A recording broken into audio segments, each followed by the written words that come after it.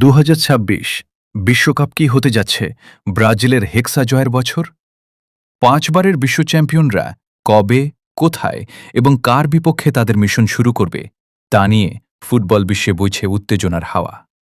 শুধু তাই নয়, সবার মনে একটিই প্রশ্ন, নেইমার কি থাকছেন এই মিশনে?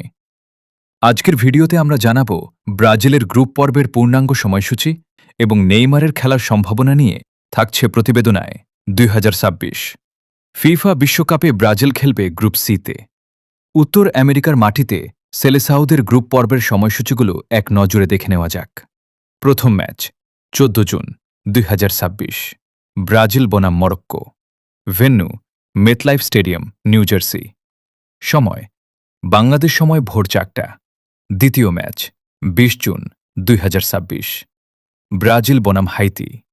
Venue Philadelphia. সময় বাংলাদেশ সময় সকাল 6টা 30 মিনিট। তৃতীয় ম্যাচ 25 জুন 2026, ব্রাজিল বনাম স্কটল্যান্ড। Venue Miami. সময় বাংলাদেশ সময় ভোর 4টা। নেইমার কি খেলবেন? এখন আসা যাক সবথেকে বড় প্রশ্নে, নেইমার কি ফিরবেন? উত্তরটি হল, এখন পর্যন্ত সব ইতিবাচক ইঙ্গিত পাওয়া যাচ্ছে। নেইমার নিজেই বারবার জানিয়েছেন 2026 বিশ্বকাপ জয় তার ক্যারিয়ারের সবথেকে বড় স্বপ্ন।